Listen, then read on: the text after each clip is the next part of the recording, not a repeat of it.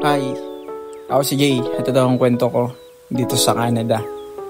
So, next week is September na, and September, yun yung ika 2 years ko dito sa Canada. And, mamimiss ko yung lugar na to. Kasi syempre dito ako nagsimula sa pagiging OFW, pagiging mag-isa, harapin ang problema ng mag-isa.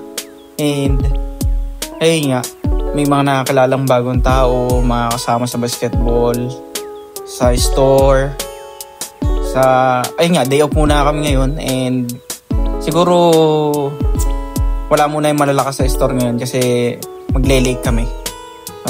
Kasi malalakas kaming mga nasa West Bank, number 1 kami.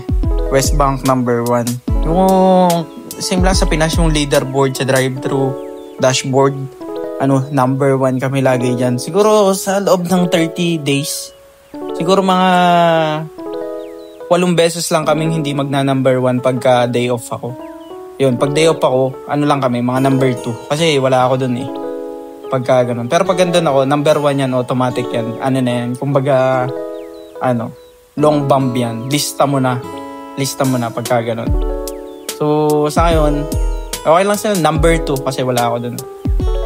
So, lahat ng malalakas nandun na sa West Bank So, mahina lang sila pagka day off ako.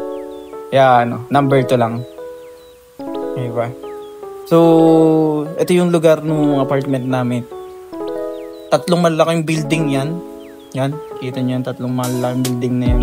Ang ganda niyan tingnan, pero, nga, tangina, mahal naman ang renta. Mas maganda pa magtrabaho sa mga farm kasi sa farm, yung mga napanood ko na sila na dairy farmer, ganun, or sa mga production, parang $100 lang yung rent nila Makakaingit Pero syempre, madaming kailangan pagpasalamat Kaya kung anong nandyan, kumbaga kung anong nakahain, isubo. So appreciate the small things, blessings, kung anong meron, para hindi tayo mahirapan sa mga bagay-bagay.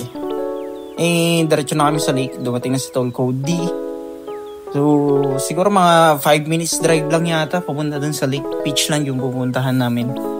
And sulitin ang araw dahil October, magiging malamig na yung weather. Papunta na ng winter. And then nga, nakakatamad na kasi ang weather. Pagka nag-winter na, wala na. 3 months, 4 months na naman na puro snow.